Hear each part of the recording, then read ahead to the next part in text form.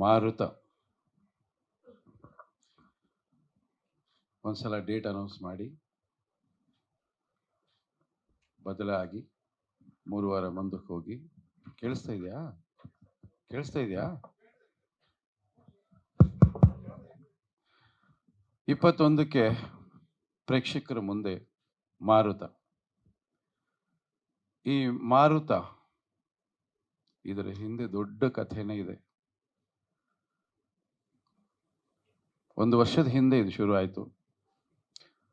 ಈ ಸಿನಿಮಾದ ಉದ್ದೇಶ ಒಂದೇ ಆಗಿತ್ತು. ಮಂಜಣ್ಣ, ಶ್ರೇಯಸ್ ಅವರಿಗೆ ಒಂದು ಸಿನಿಮಾ ಮಾಡಬೇಕು. ಸಿನಿಮಾ ಮಾಡೋದಲ್ಲ, ಆ ಹುಡುಗನ್ನ ಒಳ್ಳೆ ಕಲಾವಿದನಾಗಿ ತೋರಿಸ್ಬೇಕು, ಅವ್ರಿಗೋಸ್ಕರ ಸಿನಿಮಾ ಮಾಡ್ತಾ ಇದ್ದೀವಿ ಅಂತ. ಇಡೀ ಚಿತ್ರತಂಡ, ಇಡೀ ಚಿತ್ರ, ಪ್ರತಿಯೊಬ್ಬ ಟೆಕ್ನಿಷಿಯನ್ ಕೂಡ ಒಂದೇ ಗುರಿ ಇಟ್ಕೊಂಡು ಕೆಲಸ ಮಾಡಿದ್ದು ಆ ಹುಡುಗನ್ನ ನಿಲ್ಲಿಸೋದಕ್ಕೋಸ್ಕರ. ಅದೊಂದೇ ಕಾರಣ, ಇನ್ಯಾವ ಕಾರಣನೂ ಇಲ್ಲ. ದುನಿಯಾ ವಿಜಯ್ ಅವ್ರು ಬಂದು ಈ ಸಿನಿಮಾಲ್ ಕೆಲಸ ಮಾಡಿದ್ದು, ಇನ್ನೊಂದು ಏನೇ ಆಗಿದ್ರು ಕೂಡ ಅದಕ್ಕೆ ಒಂದೇ ಕಾರಣ. ನಾನು ಕೆಲವೊಂದು ಸಲ ತುಂಬಾ ಕಠಿಣವಾದ ನಿರ್ಧಾರ ತಗೊಂಡಿರ್ತೀನಿ, ಅದಕ್ಕೂ ಅದೇ ಕಾರಣ. ಅದು ತುಂಬಾ ಕಠಿಣವಾಗಿದ್ರೂ ಕೂಡ ಅದ್ರ ಹಿಂದೆ ಬಹಳ ಸತ್ಯ ಇರುತ್ತೆ. ಅದರಿಂದ ಒಂದಷ್ಟು ನೋವುಗಳು, ಬೇಸರ ಎಲ್ಲ ಆಗಿರುತ್ತೆ. ಬಟ್ ಗುರಿ ಒಂದೇ. ನಾವು ಎಲ್ಲಿ ಮುಟ್ಟಬೇಕು ಅಂತಿರ್ತೀವೋ ಅಲ್ಲಿ ಮುಟ್ಟಬೇಕು ಅನ್ನೋವಾಗ ಹಲವಾರು ಅಡೆತಡೆಗಳು ಇದ್ದಾಗಲೂ ಕೂಡ ಗುರಿ ಮುಟ್ಟೋದ್ರ ಕಡೆ ಗಮನ ಇರಬೇಕು ಹೊರತು ಬೇರೆದ್ರ ಕಡೆ ಗಮನ ಇರಬಾರ್ದು ಅನ್ನೋದು ಗುರಿಕಾರನ ಲಕ್ಷ್ಯ ಆಗಿರುತ್ತೆ. ಆ ಕೆಲಸವನ್ನು ನಾವೆಲ್ಲ ಮಾಡಿದ್ದೀವಿ. ಚಿತ್ರ ಇವತ್ತು ಆ ರಿಸಲ್ಟ್ ಕೊಟ್ಟಿದೆ ಅನ್ನೋದ್ರಲ್ಲಿ 2 ಮಾತಿಲ್ಲ. ಹಾಗಾಗಿ ಎಲ್ಲರೂ ಕೂಡ ಸಂತೃಪ್ತರು. ಈಗ ಸಿನಿಮಾ ನೋಡಿದ ಚಿತ್ರತಂಡ, ನಿರ್ಮಾಪಕರು, ನನ್ನ ಟೆಕ್ನಿಷಿಯನ್ಗಳು. ಇಡೀ ಸಿನಿಮಾದಲ್ಲಿ ಟೆಕ್ನಿಷಿಯನ್ಗಳು ತುಂಬ ಕಷ್ಟಪಟ್ಟಿದ್ದಾರೆ. ಸುರೇಶ್ ಆಗ್ಬೋದು, ಎಡಿಟರ್ ಆಗ್ಬೋದು, ಕ್ಯಾಮ್ರಾಮನ್ ಆಗ್ಬೋದು, ಪ್ರತಿಯೊಬ್ಬರು ಕೂಡ ಬಹಳ ಬಹಳ ಬಹಳ ಕಷ್ಟಪಟ್ಟಿದ್ದಾರೆ. ಅವರೆಲ್ಲರಿಗೂ ಕೂಡ ಈ ವೇದಿಕೆ ಮುಖಾಂತರ ಧನ್ಯವಾದಗಳನ್ನು ಹೇಳ್ಕೊತೀನಿ. ಅದಾದ ನಂತರ ಕಲಾವಿದರು, ಆಗಲೇ ಮಂಜಣ್ಣ ಹೇಳ್ತಾ ಇದ್ರು, ಕಲಾವಿದರು ಲಿಸ್ಟ್ ಯಾರು ಬೇಕಾದ್ರೂ ಕೊಡ್ಬೋದು, ಕರ್ಕೊಂಬಂದು ಕೊಡ್ಬೇಕಲ್ಲ ಪ್ರೊಡ್ಯೂಸರ್, ಕರ್ಕೊಂಬಂದು ಕೊಡ್ಬೇಕಲ್ಲ. ಅವ್ರ ಸಂಭಾವನೆ ಎಷ್ಟು, ಈ ಸಣ್ಣ ಪಾತ್ರಕ್ಕೆ ಅವರೆಲ್ಲ ಯಾಕೆ, ಈ ಥರದ್ದೆಲ್ಲ ಬರುತ್ತೆ. ಅವ್ರೇನು ಮಾತಾಡಿಲ್ಲ. ಲಿಸ್ಟ್ ಕೊಡಿ, ಡೇಟ್ ಕೊಡಿ, ಇಷ್ಟೇ ಕೇಳ್ತಾ ಇದ್ದಿದ್ದು. ನಾನು ಯಾರನ್ನ ಕೇಳಿದಿನೋ ಅವ್ರನ್ನೆಲ್ಲ ಕರೆಕ್ಟಾಗಿ ಕೊಟ್ಟಿದ್ದಾರೆ. ಇಲ್ಲಿ ಒಂದೇ ಒಂದು ಶರತ್ ಸರ್, ನಾನು ಅವ್ರ ಜೊತೆಲಿ ಕೆಲಸ ಮಾಡಿಲ್ಲ. 51ನೇ ಸಿನಿಮಾ. ನನಗೆ ಆಶ್ಚರ್ಯ, ಅವ್ರ ತಂದೆ ಜೊತೆಲೂ ಕೆಲಸ ಮಾಡಿಲ್ಲ ನಾನು. ಯಾಕಿದು ಇವ್ರ ಜೊತೆ ಕೆಲಸನೇ ಮಾಡಿಲ್ವಲ್ಲ, ಯಾಕೆ ಆಗಲಿಲ್ಲ? ಈ ಸಿನಿಮಾದಲ್ಲಿ ಮಂಜಣ್ಣ ಹೇಳಿದ್ರು ಶರತ್ ಅವ್ರನ್ನ ಹಾಕೊಳ್ಳೋಣ ಅಂತ. ನನಗೇನು ಅಂದರೆ, ಅವರು ನೋಡಿರೋದೆಲ್ಲ ವಿಲ್ಲನ್ ಪಾತ್ರ. ಇದು ತುಂಬ ಒಳ್ಳೆ ತಂದೆ, ಭಾವನಾತ್ಮಕ ಜೀವಿ ಅವನ ತಂದೆ. ಈ ಸಿನಿಮಾದಲ್ಲಿ ಹೇಗೆ ಇವ್ರಿಗೂ ಸೋಟ್ ಆಗುತ್ತೆ? ಹೇಗೆ? ಒಂದು ನಂಬಿಕೆ ಇತ್ತು, ರಂಗಭೂಮಿ ಕಲಾವಿದರು. ರಂಗಭೂಮಿ ಕಲಾವಿದರಿಗೆ ಬ್ರ್ಯಾಂಡೇ ಇರೋದಿಲ್ಲ, ಅವ್ರು ಮಾಡಿದ್ದೆಲ್ಲ ಬ್ರ್ಯಾಂಡೇ. ಅದೊಂದು ನಂಬಿಕೆ ಇತ್ತು. ಆಮೇಲೆ ಅವರು ಮೊದಲನೇ ಸಲ ನನ್ನ ಸಿನಿಮಾಗೆ ಬರ್ತಾರಲ್ಲ, ತುಂಬ ಜನ ಹೆದರ್ಸಿರ್ತಾರೆ. ಯಾಕೆಂದ್ರೆ ಭಾಳಷ್ಟು ಕಲಾವಿದರಿಗೆ ಆ ಕೆಲಸ ಮಾಡಿದ್ದಾರೆ. ಎಸ್ ನಾರಾಯಣ್ ಸಿನಿಮಾನಪ್ಪ, ಹೋಗಬೇಡ ಅಂತ. ಹಾಗಾಗಿ ಎಷ್ಟೋ ಸಿನಿಮಾ ರಂಗಾಯಣರಿಗೂ ಬಿಗಿನಿಂಗ್ ಬಿಟ್ಬಿಟ್ಟಿದ್ರು, ನನ್ನ ಸಿನಿಮಾಲಿ ಪಾರ್ಟೇ ಮಾಡಿರಲಿಲ್ಲ ಅವರು. ತಡವಾಗಿ ಬಂದರು, ತುಂಬ ಸಿನಿಮಾಗಳು ಮಾಡಿದ್ವಿ. ಬಟ್ ಶರತ್ ಲೋಹಿತಾಶ್ ಅವರು ಏನು ಪಾತ್ರ ಇತ್ತು, ಆ ಪಾತ್ರ ನಾವು ಹೇಗೆ ಅನ್ಕೊಂಡಿದ್ವಿ ಅದಕ್ಕಿಂತ ಅದ್ಭುತವಾಗಿ ಆ ಪಾತ್ರಕ್ಕೆ ಜೀವ ತುಂಬಿ ಇವತ್ತು ಸಿನಿಮಾ ಯಾರೇ ನೋಡಿದ್ರು ಕೂಡ ನಿಮ್ಮ ಸೀನಲ್ಲಿ ಕಣ್ಣು ಒದ್ದೆ ಆಗದೆ ಎದ್ದು ಬರೋದೇ ಇಲ್ಲ. ಅಷ್ಟು ಒಳ್ಳೆ ಪರ್ಫಾರ್ಮೆನ್ಸ್ನ ನೀವು ಕೊಟ್ಟಿದ್ರಿ. ಇನ್ಫ್ಯಾಕ್ಟ್ ನಾನೇ ಎಡಿಟಿಂಗ್ ರೂಮಲ್ಲಿ, ನಮ್ಮ ಎಡಿಟ್ರು, ನಾವಿಬ್ಬರೇ ಕೂತ್ಕೊಂಡು ಎಡಿಟ್ ಮಾಡೋವಾಗಲೂ ನಾವು ತುಂಬ ಎಮೋಷನ್ ಆದ್ವಿ. ಶಾರ್ಟ್ ಬೈ ಶಾರ್ಟ್ ತುಂಬ ಚೆನ್ನಾಗಿ ಮಾಡಿದ್ದೀರಾ ಸರ್. ಬಟ್ ನಿಮ್ಮ ಪ್ರತಿಭೆಗೆ ತುಂಬ ಸಣ್ಣ ಪಾತ್ರ, ಮುಂದಿನ ದಿನಗಳಲ್ಲಿ ಒಳ್ಳೆ ಪಾತ್ರ, ಇನ್ನೂ ದೊಡ್ಡ ಪಾತ್ರಗಳು ಮಾಡೋಣ. ಇನ್ನು ಶ್ರೇಯಸ್ ಬಗ್ಗೆ ನಾನು ಹೇಳಿದ್ದೀನಿ, ಆ ಹುಡುಗನಿಗೆ ಉತ್ಸಾಹ, ತಲ್ಲೀನತೆ, ಶ್ರದ್ಧೆ ಇವೆಲ್ಲ ಇಲ್ಲ ಅಂದ್ರೆ ಇಲ್ಲಿ ಏನೂ ಮಾಡೋಕ್ಕಾಗಲ್ಲ. ಯಾಕೆಂದ್ರೆ ಸಿನಿಮಾ ಅನ್ನೋದು ಮಾಯೆ ಇದು. ಇಲ್ಲಿ ಏನಾಗುತ್ತೆ ಅನ್ನೋದು ಯಾರಿಗೂ ಗೊತ್ತಿಲ್ಲ. ಯಾರು ಸ್ಟಾರ್ಗಳಾಗ್ತಾರೆ, ಸ್ಟಾರ್ ಆದವ್ರಿಗೆ ಗೊತ್ತಿಲ್ಲ. ಈಗ ಸ್ಟಾರ್ ಆಗಿದ್ದ ದುನಿಯಾ ವಿಜಯ್ ಸರ್ ಎಷ್ಟು ಕಷ್ಟಪಟ್ಟಿದ್ದಾರೆ, ಅವ್ರು ಎಷ್ಟು ನೊಂದಿದ್ದಾರೆ, ಎಷ್ಟು ಚಪ್ಪಲಿ ಸೋಸ್ಕೊಂಡಿದ್ದಾರೆ, ಎಷ್ಟು ಬೆವರಿಳಿಸಿದ್ದಾರೆ. ಅವ್ರು ಇವತ್ತು ಸ್ಟಾರ್ ಆಗಿದ್ದಾರೆ. ಅವರ ಡೇಟ್ಗೋಸ್ಕರ ನಿರ್ಮಾಪಕರು ಹೋಗಿ ಅವ್ರ ಮನೆ ಬಾಗಿಲಲ್ಲಿ ನಿಂತ್ಕೋತಾರೆ. ಆದರೆ ಈ ಸ್ಟಾರ್ ಆಗೋದಕ್ಕೆ ಟೆಕ್ನಿಕ್ ಏನಾದ್ರು ಗೊತ್ತಿದೆಯಾ? ಯಾವ ಸ್ಟಾರ್ಗೂ ಗೊತ್ತಿಲ್ಲ. ಗೊತ್ತಿದ್ದಿದ್ರೆ ಅವ್ರು ಇನ್ಸ್ಟಿಟ್ಯೂಟ್ ಮಾಡ್ತಿದ್ರು, ಬರೋರೆಲ್ಲ ಸ್ಟಾರ್ ಆಗ್ಬಿಡ್ತಾ ಇದ್ರು. ಅದೊಂದು ಮಾತ್ರ ಗುಟ್ಟಾಗಿಟ್ಟಿದೆ ಈ ಸಿನಿಮಾ. ಅದೇ ಅರ್ಥ ಆಗಲ್ಲ ನೋಡಿ. ಕ್ಯಾಮರಾ ಮುಂದೆ ಬರ್ಬೇಕಾದ್ರೆ ತುಂಬಾ ಅದೃಷ್ಟ. ಯಾವಾಗಲೂ ರಮೇಶ್ ಸರ್ ನಾವು ಮಾತಾಡ್ತಿರ್ತೀವಿ. 3 ಕೋಟಿ ಜನಸಂಖ್ಯೆ ಇದ್ದಾಗ ಒಬ್ಬರೇ ಒಬ್ಬರು ಸೂಪರ್ ಸ್ಟಾರ್ ಆಗಿದ್ರು, ರಾಜ್ಕುಮಾರ್ ಅವರು. ಅಣ್ಣವ್ರು ಒಬ್ಬರೇ ಇದ್ರು. ಯಾಕೆ? ಬೇರೆ ಕಲಾವಿದರು ಇದ್ರಲ್ಲ, ಯಾಕಾಗ್ಲಿಲ್ಲ? ಅದೇ ಆಶ್ಚರ್ಯ. ಅದು ಗೊತ್ತೇ ಇಲ್ಲ ಇವತ್ತಿನವರೆಗೂ. ನಾನು 50 ಸಿನಿಮಾ ಮಾಡಿದ್ದೀನಿ, ನನಗೂ ಗೊತ್ತಿಲ್ಲ. ಒಂದು ಕಥೆ ಮಾಡ್ಕೋತೀವಿ, ಸ್ಕ್ರೀನ್ ಪ್ಲೇ ಮಾಡ್ಕೋತೀವಿ, ಎಲ್ಲ ಕೆಲಸ ಮಾಡ್ತೀವಿ. ಆದ್ರೆ ಈ ಸಿನಿಮಾ 25 ವಾರ ಹೋಗುತ್ತಾ? ನಮಗ್ ಗೊತ್ತಿಲ್ಲ, ಗ್ಯಾರಂಟಿ ಇಲ್ಲ ಯಾರಿಗೂ ಕೂಡ. ಬಂಗಾರದ ಮನುಷ್ಯ 104 ವಾರ ಓಡಿದಂತ ಒಂದು ಸಿನಿಮಾ ಪ್ರಿವ್ಯೂ ಹಾಕಿದಾಗ ತುಂಬಾ ಜನ ಎದ್ದು ಹೋಗ್ಬಿಟ್ರಂತ. ಇದು ಯಾವುದೋ ಹಳ್ಳಿಗಾಡಿನ ರೈತರದು ಡಾಕ್ಯುಮೆಂಟ್ರಿ ಇದು ಅಂತ. ಆ ಸಿನಿಮಾ 104 ವಾರ ಓಡ್ತು ಅಂದ್ರೆ ಅದನ್ನೇ ಹೇಳ್ತೀವಿ ಮಾಯೆ ಅಂತ. ತುಂಬಾ ಜನ ನನಗೆ ತುಂಬಾ ಟ್ಯಾಲೆಂಟ್ ಇದೆ, ನಾನು ಸ್ಟಾರ್ ಆಗ್ಬೋದು. ತುಂಬಾ ಜನ ನನಗೆ ಹಣ ಇದೆ, ಸ್ಟಾರ್ ಆಗ್ಬೋದು. ನನಗೆ ಅದೃಷ್ಟ ಇದೆ, ನನ್ನ ಹಿನ್ನೆಲೆ ಚೆನ್ನಾಗಿದೆ.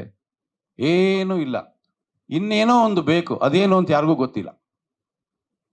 ಒಂದು 25 ವರ್ಷದ ಹಿಂದೆ ಹೋಗ್ತೀನಿ ನಾನು. ಒಂದು ಇನ್ಸಿಡೆಂಟ್ ಹೇಳ್ಬೇಕು ನಾನು ಈ ವೇದಿಕೆಯಲ್ಲಿ.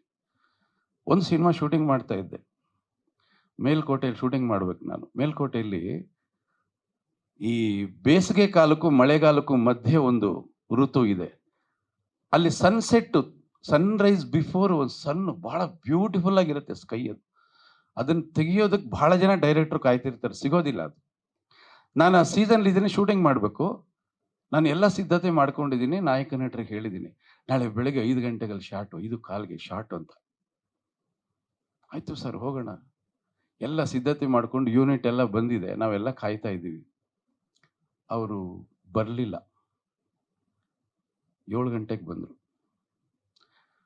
ಅದು ಕರೆಕ್ಟಾಗಿ 2:15 ಇಂದ 3 ನಿಮಿಷ ಮಾತ್ರ ಅವಕಾಶ ಕೊಡುತ್ತದು. ಹೊರಟಾಯ್ತದು. 7 ಗಂಟೆಗೆ ಬಂದಾಗ ಏನು ಹೇಳಕ್ಕಾಗತ್ತೆ? ನಾನು ಏನು ಕೇಳಲಿ, ಏನು ಹೇಳಲಿ?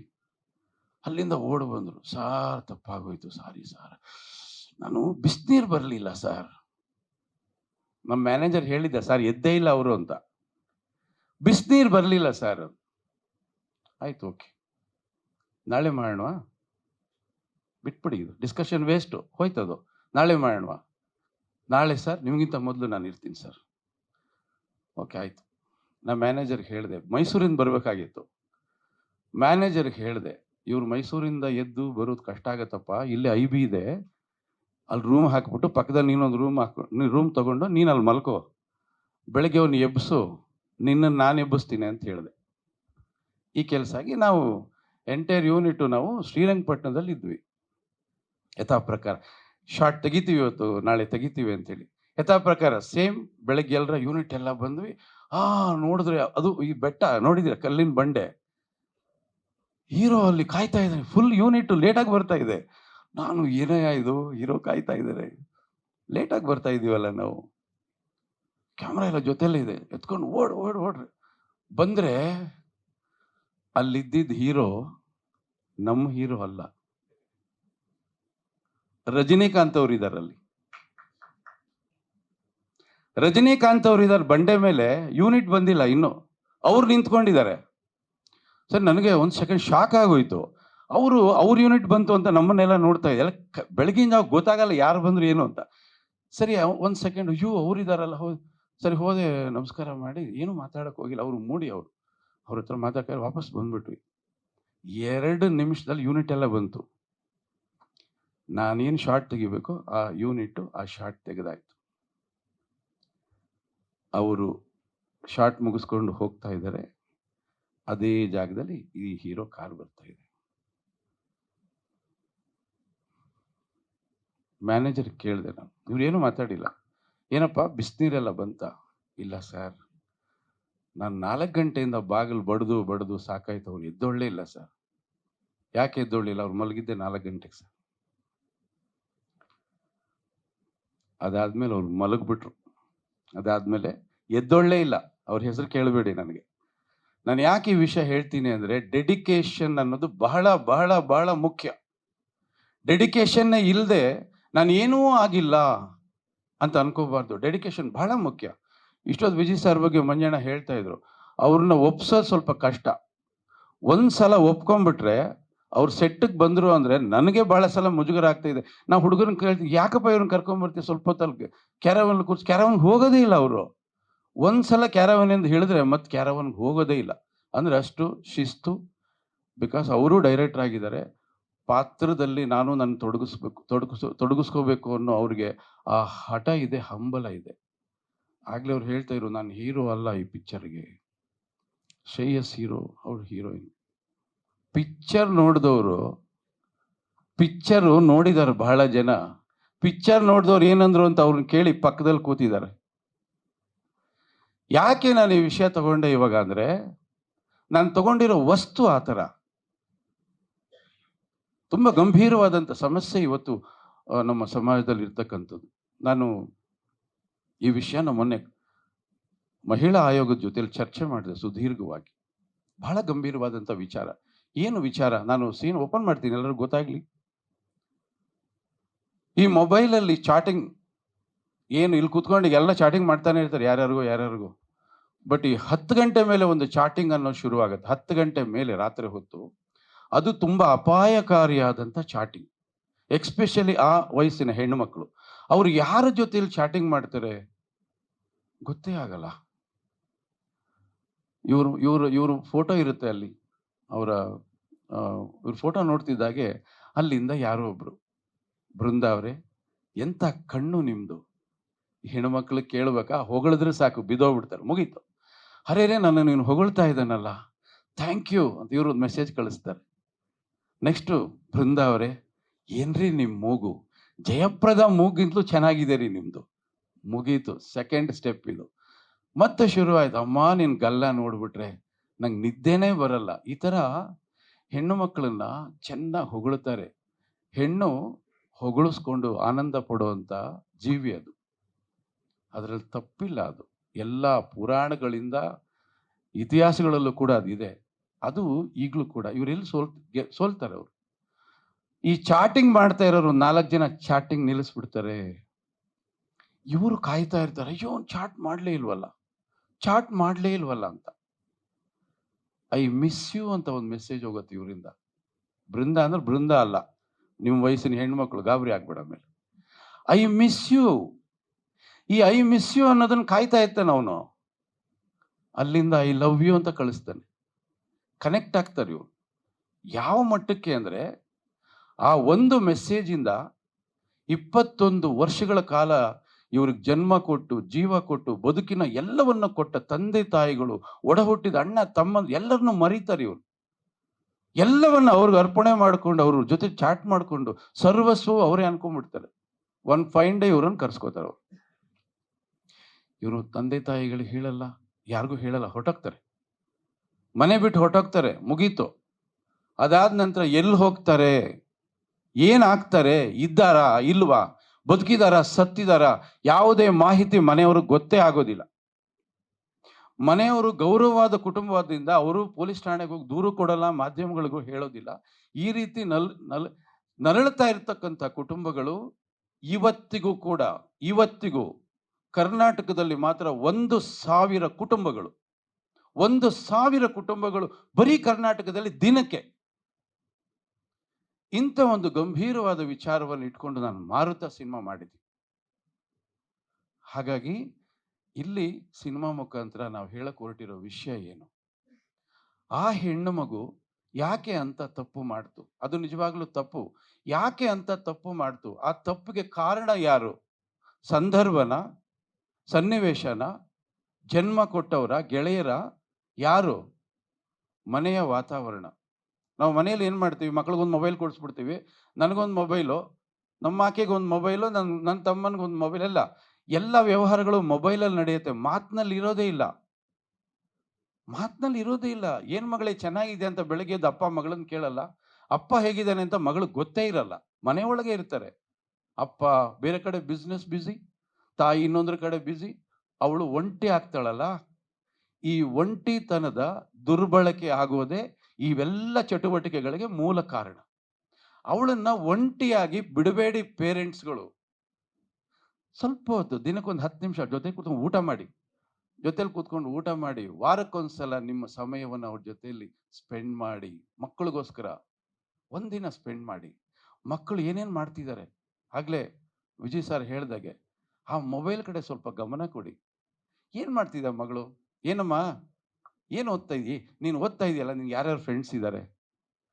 ಯಾರಾದ್ರೂ ನಿಂಗೆ ಬಾಯ್ ಫ್ರೆಂಡ್ಸ್ ಇದ್ದಾರಾ? ಕೇಳಿ. ಅಪರಾಧ ಏನೂ ಅಲ್ಲ ಅದು. ಕೇಳಿ. ಮುಕ್ತವಾಗಿ ಮಾತಾಡೋದಕ್ಕೆ ಮಕ್ಕಳಿಗೆ ತಂದೆ ತಾಯಿಗಳು ಅವಕಾಶ ಕೊಟ್ಟಾಗ ಮಕ್ಕಳು ಹೇಳ್ತಾರೆ, ಅಪ್ಪ ಒಂದು ಹುಡುಗ ನಂಗೆ ಲೈನ್ ಹೊಡಿತಾ ಇದ್ದಾನಪ್ಪ ಅಂತ. ಅದೇನು ತಪ್ಪಿಲ್ಲ. ಹೌದಾ ಮಗಳೇ? ಫೋಟೋ ತೋರಿಸು. ನೋಡ್ತಾನೆ. ಯಾಕಪ್ಪ ಪ್ರೀತಿನ ವಿರೋಧ ಮಾಡ್ತಾನೆ ಅಂದ್ರೆ, ತನ್ನ ಮಗಳ ಭವಿಷ್ಯ ಎಲ್ಲಿ ದಾರಿ ತಪ್ಪುತ್ತೋ ಅನ್ನೋ ಭಯ, ಆತಂಕ ಇರುತ್ತೆ. ಯಾಕೆಂದ್ರೆ ಅವನನ್ನು ಆ ರೀತಿ ಲಾಲನೆ ಪಾಲನೆ ಮಾಡಿ ಬೆಳೆಸಿರ್ತಾನೆ. ಮಕ್ಕಳ ಆಯ್ಕೆ ಏನಾದ್ರು ತಪ್ಪಾಗಿತ್ತು ಅಂದ್ರೆ ಅದನ್ನ ತಿದ್ದುತ್ತಾನೆ. ಅದು ವಿರೋಧ ಅಲ್ಲ. ನಿಮ್ ಬದುಕಿನ ಒಳ್ಳೆ ಒಳ್ಳೆ ಒಳ್ಳೆ ಬದುಕನ್ನ ರೂಪಿಸ್ಕೊಡ್ಬೇಕು ಅನ್ನೋ ಜವಾಬ್ದಾರಿ ಅವನಿಗಿರುತ್ತೆ. ಪ್ರತಿಯೊಂದು ನಿಮ್ ಬದುಕಲ್ಲಿ ಅವ್ರು ಕೊಡ್ತಾರಲ್ವಾ, ತಂದೆ ತಾಯಿ ಪ್ರತಿಯೊಂದನ್ನು ಕೊಡ್ತಾರೆ. ಇದೊಂದು ವಿಚಾರದಲ್ಲಿ ಮಾತ್ರ ಅವ್ರನ್ನ ದೂರ ಇಟ್ಟು ನೀವು ಆಯ್ಕೆ ಮಾಡ್ಕೋತೀರಲ್ಲ, ಅಲ್ಲೇ ನೀವು ಎಡವುತ್ತೀರ. ಅಲ್ಲಿಂದ ಮುಂದೆ ಜರ್ನಿ ನಿಮ್ದು. ನಿಮ್ ಬದುಕಿನಲ್ಲಿ ಅವ್ರು ಎಷ್ಟು ದಿನ ಇರ್ತಾರೆ? ಯಾವತ್ತೋ ಒಂದಿನ ಕಳೆದು ಹೋಗ್ತಾರೆ. ಮುಂದೆ ಬದುಕಬೇಕಾಗಿರೋದು ನೀವು. ಅಂತ ಒಂದು ಬದುಕನ್ನ ನೀವು ಆಯ್ಕೆ ಮಾಡ್ಕೊಳ್ಳೋದು ತಪ್ಪು ಅಂತಲ್ಲ. ಆಯ್ಕೆಯ ಬಗ್ಗೆ ತಂದೆ ತಾಯಿಗಳ ಬಗ್ಗೆ ಚರ್ಚೆ ಮಾಡಿ ನಿರ್ಧಾರ ಮಾಡಿ. ಇದು ಇದು ಬಹಳ ಮುಖ್ಯ. ತಂದೆ ತಾಯಿಗಳಿಗೂ ಅದನ್ನೇ ಹೇಳ್ತೀವಿ, ಮಕ್ಕಳಿಗೂ ಅದನ್ನೇ ಹೇಳ್ತೀವಿ. ಈ ಥರದ್ದೊಂದು ತುಂಬಾ ಸೂಕ್ಷ್ಮ ಮತ್ತು ಗಂಭೀರವಾದ ವಿಚಾರ ಮಾರುತ ಚಿತ್ರ. ಈ ಈ ಸಿನಿಮಾದ ಎಲ್ಲ ಪಾತ್ರಗಳು, ಎಸ್ಪೆಷಲಿ ಬೃಂದಾ ಪಾತ್ರ ಬಹಳ ಅದ್ಭುತವಾದಂಥ ಪಾತ್ರ. ಆ ಪಾತ್ರಕ್ಕೆ ಆ ಹೆಣ್ಣು ಮಗು ಬಹಳ ಚೆನ್ನಾಗಿ ನ್ಯಾಯ ಒದಗಿಸ್ಕೊಟ್ಟಿದೆ. ಜೊತೆಯಲ್ಲಿ ಶ್ರೇಯಸ್ಸು ಶ್ರಮಪಟ್ಟು, ಯಾಕೆಂದ್ರೆ ಸುಲಭ ಅಲ್ಲ. ಬಲಗಡೆ ದುನಿಯಾ ವಿಜಯನ್ ಕೊಟ್ಟಿದ್ದೀನಿ, ಎಡಗಡೆ ಸಾಧುನ. ಒಂದ್ ಕಡೆ ಮೇಷ್ಟ್ರು, ಇನ್ನೊಂದ್ ಕಡೆ ಏನಣ್ಣ ಹೇಳಿದ್ರಿ ನೀವು? ಅದು. ಇವರಿಬ್ಬರ ಮಧ್ಯೆ ಕಳೆದು ಹೋಗ್ಬಿಡ್ತಾ ಇದ್ದ ಆ ಹುಡುಗ. ಅವಾಗವಾಗ ನಾನು ಕರೆದು ಕರೆದು ಎಚ್ಚರಿಕೆ ಕೊಡ್ತಾ ಇದ್ದೆ. ಯಾಕೆಂದ್ರೆ ಸಾಧು ಎಂಥ ಮಾಂತ್ರಿಕ ಅಂದ್ರೆ, ಆತ ಎಷ್ಟೇ ದುಃಖದಲ್ಲಿದ್ರೂ ಕೂಡ ಪಾತ್ರದೊಳಗಡೆ ಬಂದು ನಗಿಸ್ಬಿಟ್ಟು ಹೋಗುವಂತ ಎಕ್ಸ್ಟ್ರಾರ್ಡಿನರಿ ಟ್ಯಾಲೆಂಟ್ ಇರ್ತಕ್ಕಂಥ ಕಲಾವಿದ. ಅವರ ಜೊತೆಯಲ್ಲಿ ನೀವು ನಗಾಡ್ಕೊಂಡು ನಿಮ್ಮನ್ನ ನೀವು ಕಳ್ಕೊಂಡ್ಬಿಟ್ರೆ ಆಮೇಲೆ ಇಲ್ಲಿ ಹುಡುಕಕ್ಕೆ ಆಗಲ್ಲ. ಇದು ಇಬ್ಬರ ಮಧ್ಯೆ ಇದ್ರೆ ಸ್ಯಾಂಡ್ವಿಚ್, 3 ಜನದ ಮಧ್ಯೆ ಇದ್ರೆ ಏನಂತೀವಿ ಅದಕ್ಕೆ? ಅದಕ್ಕೆ ತುಂಬಾ ಸಲ ಬೃಂದಾನು ಎಚ್ಚರಿಕೆ ಕೊಡ್ತಾ ಇದ್ದೆ. ಯಾಕೆಂದ್ರೆ ಎಮೋಷನ್ ಕ್ಯಾರೆಕ್ಟ್ರು. ನಾನು ಹೋಗ್ಬಿಟ್ಟು ಟ್ಯೂನ್ ಮಾಡಿರ್ತೀನಿ ಇಬ್ಬರಿಗೂ. ಆ ಸಾಧು ಬಂದ್ಬಿಟ್ಟು ಸುಮ್ಮನೆ 2 ಸೆಕೆಂಡ್ ಹಿಂಗ್ ಪಾಸ್ ಆಗ್ಬಿಟ್ರೆ ಎಲ್ಲ ಡೈಲ್ಯೂಟ್ ಆಗ್ಬಿಡೋದು. ಆದ್ರೂ ನಿಮ್ಮ ಪಾತ್ರಕ್ಕೆ ಅನ್ಯಾಯ ಆಗದಾಗೆ ತುಂಬಾ ಚೆನ್ನಾಗಿ ಮಾಡಿದ್ರಿ. ತುಂಬಾ ಅಚ್ಚುಕಟ್ಟಾಗಿ ಮಾಡಿದಿರಿ. ನಿಮ್ಮಿಬ್ಬರಿಗೂ ಒಳ್ಳೆ ಹೆಸರು ಬರುತ್ತೆ, ಒಳ್ಳೆ ಭವಿಷ್ಯ ಇದೆ. ನಾನು ಆಗ್ಲೇ ಒಂದು ಕಥೆ ಹೇಳಿದೆ ಅಂದ್ರೆ, ಅದು ಹೇಳಬೇಕು ಅಂತ ಅನ್ನಿಸ್ತೋದು ನಿಮಗಲ್ಲ, ಈ ಜನರೇಷನ್‌ಗೆ. ಎಲ್ಲರೂ ಕೂಡ ಸೂಪರ್ ಸ್ಟಾರ್ ಆಗಬೇಕು ಅನ್ಕೋತಾರೆ. ಸೂಪರ್ ಸ್ಟಾರ್ ಆಗಬೇಕು ಅನ್ನೋ ಕನಸು ಕಾಣೋದು ತಪ್ಪಲ್ಲ. ಆದರೆ ಪ್ರಯತ್ನಗಳು ಮಾತ್ರ ಬಹಳ ಮುಖ್ಯ. ಆ ಪ್ರಯತ್ನಗಳ ಹಾದಿಯಲ್ಲಿ ನೀವು ಎಲ್ಲೂ ಕೂಡ ಎಡವೋದಕ್ಕೆ ಹೋಗಬಾರದು. ಅದು ಬಹಳ ಮುಖ್ಯ. ಜೊತೆ ಬಿಡ್ಡಪ್ಪ ಅವರು ಬಹಳ ಮುಖ್ಯವಾದ ಪಾತ್ರ ಅದು. ದಿನಗಳು ಕಮ್ಮಿ ಇರ್ಬೋದು. ಅದು ಬಹಳ ಮುಖ್ಯವಾದ ಪಾತ್ರ. ನನಗೆ ಆ ಪಾತ್ರಕ್ಕೆ 2 ಹೆಸರು ಹೇಳಿದೆ. ಆ 2 ಹೆಸರನ್ನು ಪಕ್ಕಕ್ಕೆ ಇಟ್ಟು ಅವ್ರನ್ನ ಬಿಡಪ್ ಅವ್ರನ್ನ ಕೊಟ್ಟಿದ್ದು ಮಂಜಣ್ಣ. ನಾನು ನಿಮ್ಗೆ ಬಿಡಪ್ ಅವ್ರು ಕೊಡ್ತೀನಿ ಸರ್, ನೀವು ನೋಡಿ ತುಂಬಾ ಚೆನ್ನಾಗಿರ್ತಾರೆ ಅಂತ. ಫೋಟೋ ಕಳಿಸಿದ್ರು ಓಕೆ ಅಂತ ಹೇಳ್ಬಿಟ್ಟು. ಅಂದ್ರೆ ಕಲಾವಿದರ ಆಯ್ಕೆಯಲ್ಲಿ ಅವರು ತುಂಬಾ ಒಳ್ಳೆ ನಿರ್ಧಾರಗಳನ್ನ ತಗೊಳ್ತಾರೆ. ಆಮೇಲೆ ಅದೇ ರೀತಿ ರಕ್ಷಿತ್ ಕೂಡ ವೆರಿ ವೆರಿ ಕ್ರೂಷಿಯಲ್ ಕ್ಯಾರೆಕ್ಟರ್ ಅವ್ರದ್ದು. ತುಂಬಾ ತುಂಬಾ ಪಾತ್ರ ಸಣ್ಣದು. ಬಂದು ಕರೆಕ್ಟಾಗಿ ಆ ಪಾತ್ರನ ಕರೆಕ್ಟಾಗಿ ಮಾಡಿಕೊಟ್ಟು ಹೋದ್ರು. ಅದೇ ರೀತಿ ರವಿ ಸರ್ ಕೂಡ ಅಷ್ಟೇ. ಒಂದಿನ ಬೇಕು ರವಿ ಸರ್. ಸರ್ ಒಂದಿನ ಕರ್ಕೊಂಬರ್ತೀನಿ ಬಿಡಿ ಸರ್ ಅದು. ಸರ್ ನಾವು ಹೋದ್ವಿ. ಅವ್ರು ಹೇಳಿದ್ರು ಇನ್ನೊಂದು 2 ದಿನ ಬಳಸ್ಕೊಳ್ಳಿ ಅಂತ. ನನಗೆ ಬೇಕಾಗಿರ್ಲಿಲ್ಲ. ಬಟ್ ಬಹಳ ಒಳ್ಳೆ ಸೀನ್ ಅದು. ಫಸ್ಟ್ ಕ್ಲಾಸಾಗಿ ಮಾಡಿಕೊಟ್ಟು ಹೊರಟೋದ್ರು. ಇವರೆಲ್ಲ ಯಾತಕ್ಕೆ ಮಾಡಿದ್ರು? ನಾನಾಗಲೇ ಹೇಳಿದಾಗೆ ಶ್ರೇಯಸ್‌ಗೋಸ್ಕರ. ಶ್ರೇಯಸ್‌ಗೆ ಆಶೀರ್ವಾದ ಮಾಡೋಕ್ಕೋಸ್ಕರ, ಶ್ರೇಯಸ್ ಬೆಳೆಯೋದಕ್ಕೋಸ್ಕರ. ಶ್ರೇಯಸ್ ಬಂದು ಅದನ್ನ ಅರ್ಥ ಮಾಡ್ಕೊಂಡ್ರೆ ಮಾತ್ರ ನಿಮಗೆ ಖಂಡಿತ ದೇವರು ಒಳ್ಳೇದು ಮಾಡ್ತಾನೆ. ಎಲ್ಲರ ಆಶೀರ್ವಾದನೂ ನಿಮಗೆ ಸಿಗುತ್ತೆ.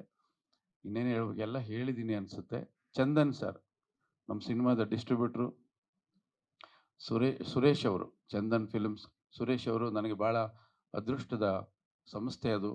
ಬಹಳಷ್ಟು ಚಿತ್ರಗಳು, ನನ್ನ ಮೊದಲನೇ ಚಿತ್ರ ನಿಮ್ಮ ಥಿಯೇಟ್ರಲ್ಲಿ 25 ವಾರಗಳು. ಆ, ಅದ್ಭುತ ಅದು. ಅದಾದ ನಂತರ ಭಾಳ ಸಿನಿಮಾಗಳು ನಿಮ್ಮ ಥಿಯೇಟರ್ ಸೂಪರ್ ಹಿಟ್ ಆಯಿತು. ನನಗೆ ಮಂಜಣ್ಣ 4 ಥಿಯೇಟ್ರ್ಗಳು ಹೇಳಿದ್ರು. ನನ್ನ ಮೊದಲನೇ ಆಯ್ಕೆ ಅದನ್ನೇ ಕೊಟ್ಟೆ. ಯಾಕೆಂದರೆ ನಂಗೆ ಲಕ್ಕಿ ಥಿಯೇಟ್ರು ಸರ್, ನನಗೆ ಆ ಥಿಯೇಟ್ರ್ ಕೊಡಿಸಿ ಅಂತ. ಆ ಥಿಯೇಟ್ರ್ ಕೊಡಿಸಿದ್ದಾರೆ. ಈ ಥರದ್ದೊಂದು ಪ್ರಯತ್ನ ನಿರ್ಮಾಪಕರು ಮಾಡಿರ್ತಾರಲ್ಲ, ಯಾಕೆಂದರೆ ಯೂಶುವಲ್ ಕಮರ್ಷಿಯಲ್ ಟ್ರ್ಯಾಕ್ ಸೇಫ್ ಟ್ರ್ಯಾಕ್ಗಳು ಮಾಡ್ಕೋತಾರೆ. ಇದು ಸಮಾಜಕ್ಕೆ ನಾವು ಕೊಡ್ತಕ್ಕಂಥ ದೊಡ್ಡ ಕಾಂಟ್ರಿಬ್ಯೂಷನ್. ಅದಕ್ಕೆ ಆ ಇಬ್ಬರು ನಿರ್ಮಾಪಕರಿಗೆ ಅವರಿಬ್ಬರು ಒಟ್ಟಿಗೆ ಸೇರ್ಕೊಂಡು ಇಂಥದ್ದೊಂದು ಪ್ರಯತ್ನ ಮಾಡಿದ್ರು. ಅವರಿಗೆ ಧನ್ಯವಾದಗಳನ್ನು ಹೇಳ್ತಾ ಇದ್ದೀನಿ. ಜೊತೆಯಲ್ಲಿ ಭಾಳ ಪ್ರಮುಖವಾಗಿ ನಾನು ಮೊನ್ನೆ ಮಹಿಳಾ ಆಯೋಗದ ಜೊತೆಲೂ ಮಾತಾಡಿದ್ದೀನಿ. ಮಾರುತ 21ಕ್ಕೆ ಬಿಡುಗಡೆ ಆಗುತ್ತೆ. ಮಾರುತ ಇದು ಸಿನಿಮಾ ಅಲ್ಲ, ಟ್ರೈಲರ್ ಇದು. ಮೈನ್ ಸಿನಿಮಾ ನೆಕ್ಸ್ಟ್ ಮಾಡ್ತೀವಿ. ಮಾರುತ ಸಿನಿಮಾ ನೋ ಡೌಟ್ ಸಲಗಾನೆ ಹೀರೋ. ಅದಕ್ಕೆ ಕತೆ ನಡೀತಾ ಇದೆ. ಯಾಕೆಂದರೆ ಕಂಟೆಂಟ್ ಸಿಕ್ಕಾಪಟ್ಟೆ ಸ್ಟ್ರಾಂಗ್ ಆಗಿರುತ್ತೆ. ಅವ್ರ ಆಯೋಗದವರು ಒಂದಷ್ಟು ಕಂಟೆಂಟ್ ಕೊಟ್ಟರು, ಪೊಲೀಸ್ ಇಲಾಖೆಯಲ್ಲಿ ಒಂದಷ್ಟು ಕಂಟೆಂಟ್ ಕೊಟ್ಟರು, ಎಲ್ಲ ಲೈವ್ ಇನ್ಸಿಡೆಂಟ್ಗಳು. ಎಲ್ಲವನ್ನು ಗುಡ್ಡೆ ಹಾಕ್ತಾ ಇದ್ದೀನಿ ನಾನು. ಮಾರುತ 2 ಮಾಡ್ತೀವಿ.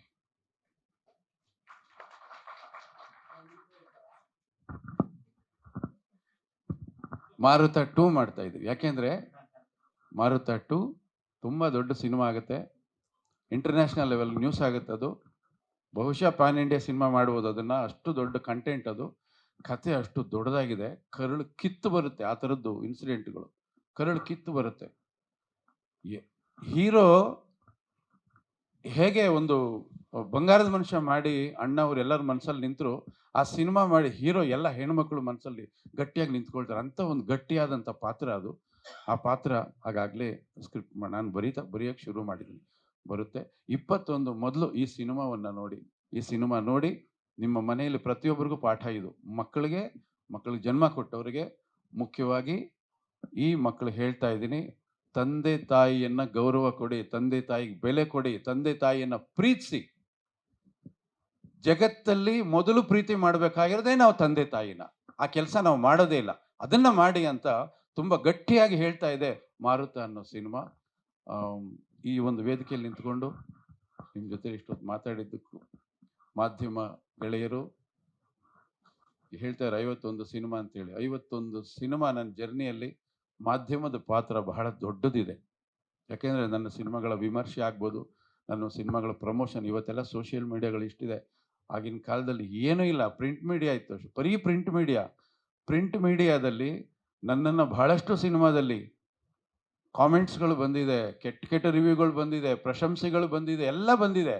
ಎಲ್ಲವನ್ನು ಸಮನಾಗಿ ಸ್ವೀಕರಿಸ್ಕೊಂಡು 51 ಸಿನಿಮಾ ನಿರಂತರವಾಗಿ ಮಾಡಿಕೊಂಡು ಇವತ್ತಿಗೂ ಈ ವೇದಿಕೆಯಲ್ಲಿ ನಿಮ್ಮ ಮುಂದೆ ಅದೇ ಉತ್ಸಾಹದಲ್ಲಿ ನಿಂತ್ಕೊಂಡಿದ್ದೀನಿ. 52ನೇ ಸಿನಿಮಾ ಸ್ಕ್ರಿಪ್ಟ್ ಮಾಡಿಕೊಂಡು. ಅದಕ್ಕೆ ನಿಮ್ಮೆಲ್ಲರ ಬೆಂಬಲ, ಪ್ರೋತ್ಸಾಹ ಎಲ್ಲವೂ ಸಿಕ್ಕಿದೆ. ಹಾಗಾಗಿ ಧನ್ಯವಾದಗಳು.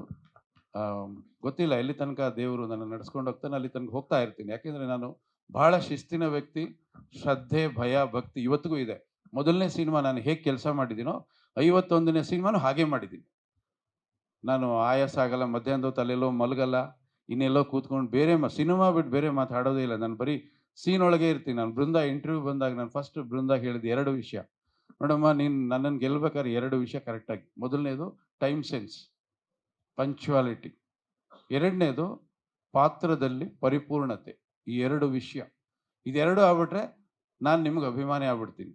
ಹಾಗಾಗಿ ನಾನು ದುನಿಯಾ ವಿಜಯ್ ಅವ್ರಿಗೆ ಸದಾ ನಾನು ಅವ್ರಿಗೆ ಅಭಿಮಾನಿ. ಯಾಕೆಂದ್ರೆ ಅವರು ನನ್ನನ್ನು ಓವರ್ಟೇಕ್ ಮಾಡಿಬಿಡ್ತಾರೆ. ಅವರು ಅಷ್ಟೊಂದು ಡೆಡಿಕೇಶನ್. ಶಿಸ್ತು ಅಂದರೆ ನನಗಿಂತ ಜೋರಾಗಿರ್ತದೆ ಶಿಸ್ತು. ನಾನು ಅವರಿಂದ ಕಲ್ತನ, ಅವ್ರು ನನ್ನಿಂದ ಕಲ್ತ್ರೆ ಗೊತ್ತಿಲ್ಲ. ಅಷ್ಟು ಕನ್ಫ್ಯೂಸ್ ಆಗುತ್ತೆ. ಅದೇ ನನಗೆ ಕನ್ಫ್ಯೂಸ್ ಆಗುತ್ತೆ. ಹಾಗಾಗಿ ಅಷ್ಟು ಶಿಸ್ತು. ಉಳಿದವರು ಯಾರೂ ಕೂಡ ನನಗೇನು ತೊಂದರೆ ಮಾಡಿಲ್ಲ ಇವತ್ತಿನವರೆಗೂ. ಅದನ್ನು ಹೇಳಬೇಕು ನಾನು.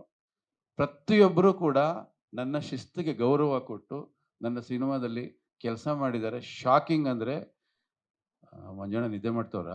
ಓಕೆ, ಅದೇ ಅಲ್ಲ, ತಲೆ ಹಾಕಿರಲ್ಲ, ಬೋರ್ ಹೊಡಿಸ್ಬಿಡ್ತಾ ಅಂತ. ಶಾಕಿಂಗ್ ಅಂದರೆ ಅಂಬರೀಷ್ ಅವರು ಕೂಡ 8 ಗಂಟೆಗೆ ಸೆಟ್ಟಿಗೆ ಬಂದಿದ್ದಾರೆ. ಅದೇ ನನಗೆ, ನಾನು ಕರಿತಾನೆ ಇರಲಿಲ್ಲ ಅವ್ರನ್ನ. 8 ಗಂಟೆಗೆ ಸೆಟ್ಟಿಗೆ ಬರ್ತಾಯಿದ್ರು. ಅದು ನನ್ನ ಶಿಸ್ತಿಗೆ ಎಲ್ಲರೂ ಕೊಟ್ಟಂಥ ಗೌರವ. ಹಾಗಾಗಿ ಎಲ್ಲ ಕಲಾವಿದರು, ತಂತ್ರಜ್ಞರಿಗೂ ಮತ್ತೊಮ್ಮೆ ಕೃತಜ್ಞತೆಗಳನ್ನು ಹೇಳ್ಕೊಳ್ತಾ ನಾನು ಈ ವೇದಿಕೆಯಿಂದ ನಿಮಗೂ ಥ್ಯಾಂಕ್ಸ್. ತುಂಬ ಚೆನ್ನಾಗಿ ಕಾರ್ಯಕ್ರಮ ನಡೆಸ್ಕೊಟ್ರಿ. ಪ್ರತಿಯೊಬ್ಬರಿಗೂ ಕೂಡ ಈ ಸ್ಟುಡಿಯೋ ಸೌಂಡು, ಲೈಟ್ ಎಲ್ಲ ಭಾಳ ಚೆನ್ನಾಗಿತ್ತು. ತುಂಬ ಕ್ಲಾರಿಟಿ ಇತ್ತು. ಸ್ಕ್ರೀನು ಸಿಕ್ಕಾಬಿಟ್ಟೆ ಚೆನ್ನಾಗಿತ್ತು. Thank you very much. ಮತ್ತೊಮ್ಮೆ ಧನ್ಯವಾದಗಳು. ಯಾರಾದ್ರೂ ಹೆಸರು ಮಿಸ್ ಮಾಡಿದರೆ ಕ್ಷಮೆ ಇರಲಿ. ಗ್ಯಾರಂಟಿ ನ್ಯೂಸ್, ಸುದ್ದಿ ಖಚಿತ, ನ್ಯಾಯ ನಿಶ್ಚಿತ.